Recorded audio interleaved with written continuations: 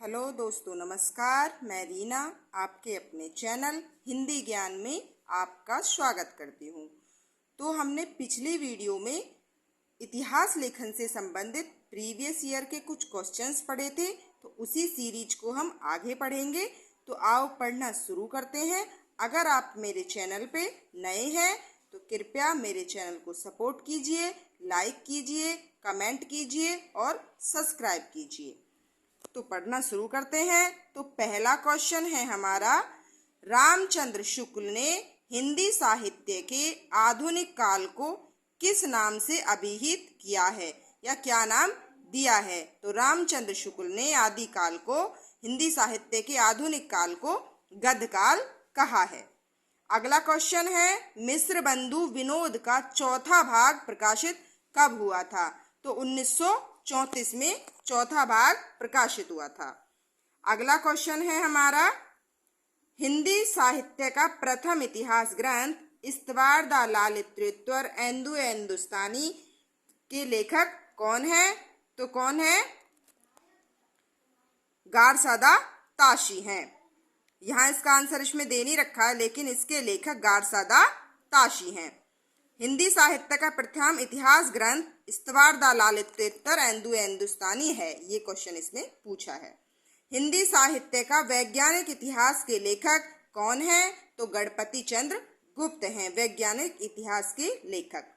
अधिकांश साहित्यकारों के अनुसार हिंदी के प्रथम कवि कौन है? तो सरहपाद हिंदी के प्रथम कवि हैं।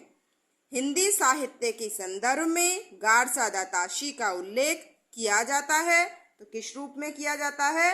तो इतिहासकार के रूप में किया जाता है। सच्चे अर्थों में इतिहास लिखने के रूप में गारसादा ताशी का उल्लेख किया जाता है। हिंदी साहित्य के इतिहास लेखन की परंपरा का सूत्रपात यानी प्रारंभ किसने किया था? तो गारसादा ताशी ने किया था। हिंदी साहित्य के इतिहास ग्रंथ हिंदी साहित्य विमर्श के लेखक कौन है? तो विमर्श के लेखक पद्मलाल पुन्नालाल बख्शी हैं। हिंदी नवरत्न के लेखक कौन है? तो हिंदी नवरत्न के लेखक मिश्र बंधु हैं। मिश्र बंधु में कौन कौन आते हैं?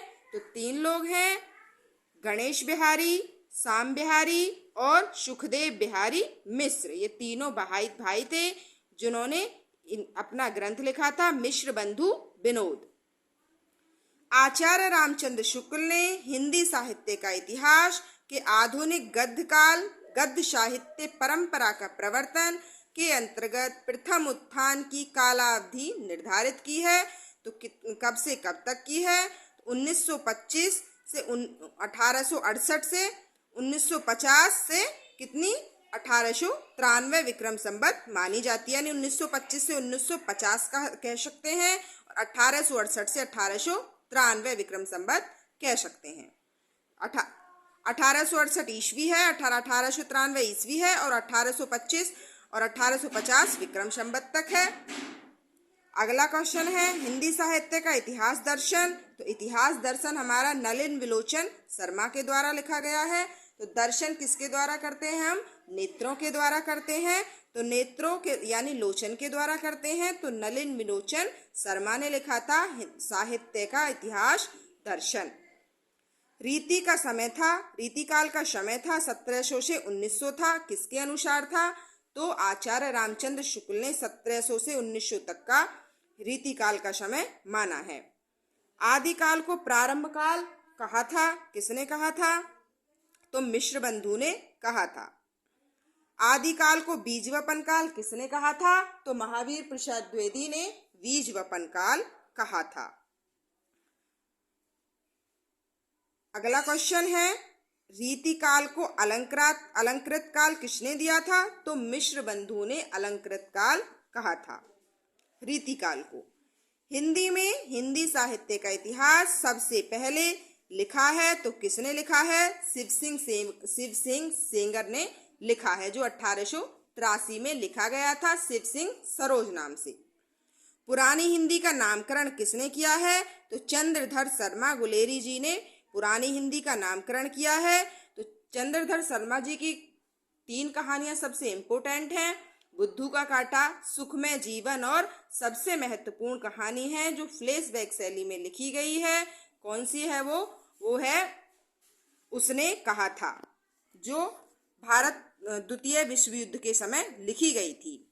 अगला क्वेश्चन है, आचार्य शुक्ल के अनुसार हिंदी साहित्य का आविर्भाव माना जाता है तो कितना माना जाता है? प्राकृत की अंतिम अपभ्रंश अवस्था से माना जाता है। अगला क्वेश्चन है, साहित्य जन समूह के हृदय का विकास है तो ये परिभाषा किसकी है? तो बाल कृष्ण भट्ट की है। ये यूजीसी नेट के क्वेश्चन है सारे।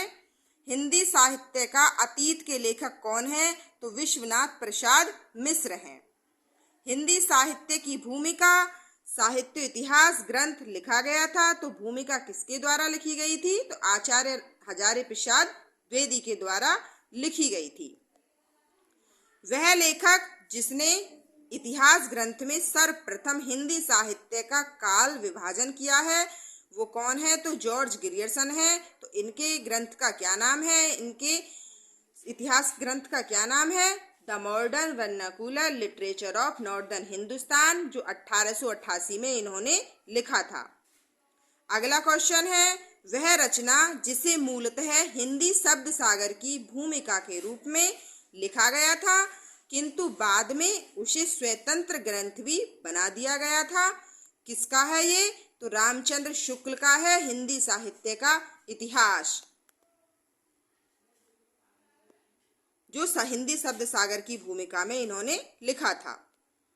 हिंदी साहित्य के प्रथम काल को वीर काल कहा है तो किसने कहा है? तो विश्वनाथ प्रसाद मिश्र ने वीर काल कहा है। हिंदी साहित्य के अतीत के लेखक विश्वनाथ प्रसाद मिश्र हैं और हिंदी साहित्य के प्रथम काल के लेखक वीर काल कहा है, ये भी विश्वनाथ प्रसाद मिश्र ने कहा है। आचार्य रामचंद्र शुक्ल द्वारा रचित हिंदी साहित्य का इतिहास का प्रकाशन कब हुआ था? तो 1929 में हुआ था, हिंदी शब्द सागर की भूमिका में। अगला क्वेश्चन है हमारा, अमीर खुसरो का पूरा नाम क्या था? तो अमीर खुसरो का पूरा नाम अबुल हसन यमुनुद्दीन खुसरो इनका पूरा नाम था। हिंदी नवरत्न का रचनाकाल कितना है? तो हिंदी नवरत्न का रचनाकाल 1910 है। आचार्य रामचंद्र शुक्ल ने शब्द सागर में लिखित शीर्षक लेखक को परिवर्तित तथा परिमार्जित कर हिंदी साहित्य का इतिहास लिखा। किसको परिवर्तित किया गया था? हिंदी साहित्य का विकास, यानी 1929 में आचार्य रामचंद्र शुक्ल द्वारा हिंदी शब्द सागर की भूमिका में जो लिखा गया इतिहास ग्रंथ था वो था हिंदी साहित्य का विकास। उसको परिवर्तित करके हिंदी साहित्य के इतिहास नाम से प्रकाशित हुआ था। हिंदी साहित्य के इतिहास लेखक की परंपरा में मिश्र बंधुओं ने अपना महत्वपूर्ण योगदान दिया। तो कौन थे वो? मिश्र बंधु विनोद ग्रंथ का बहुत योगदान रहा। प्रत्येक देश का साहित्य वहाँ की जनता की चित्तवृत्तियों का संचित प्रतिबिंब होता है। तब यह निश्चित है कि जनता की चित्तवृत्ति के परिवर्तन के साथ साथ साहित्य के स्वरूप में भी परिवर्तन होता चला जाता है। तो ये कथन रामचंद्र शुक्ल जी का है। ये ज़्यादातर परीक्षाओं में पूछा जाता है, यूजीसी नेट हो या पीजीटी हो या केवीएस टीजीटी पीजीटी हो या जीआईसी एलटी ग्रेड, कोई भी परीक्षा हो उसमें ज़्यादातर ये पूछा जाता क्वेश्चन है। कभी कभी इस क्वेश्चन को इतना भी पूछ लिया जाता है, प्रत्येक देश का साहित्य वहाँ की जनता की चित्तवृत्तियों का संचित प्रतिबिंब होता है। ये कथन किसका है? तो रामचंद्र शुक्ल जी का है। और कभी कभी इसको पूरा भी पूछ लिया जाता है। हिंदी गद्य के उद्भव काल में संस्कृत निष्ठ हिंदी का पक्ष लिया था। तो किसने लिया था? वो राजा लक्ष्मण सिंह थे। आचार्य रामचंद्र शुक्ल के अनुसार भक्ति काल का समय कितना है? तो 1375 से 1700 भक्ति काल का समय माना जाता है। ठीक है दोस्तों, तो आज हमारे ये क्वेश्चन आदिकाल इतिहास लेखन से संबंधित समाप्त हुए। अगले वीडियो में हम आदिकाल से संबंधित क्वेश्चंस पढ़ेंगे। तो धन्यवाद दोस्तों। यदि मेरी वीडियो आपको थोड़ी भी हेल्पफुल लग रही हो तो कृपया मेरे चैनल को लाइक करें, शेयर करें, सब्सक्राइब करें और कमेंट अवश्य करें। धन्यवाद।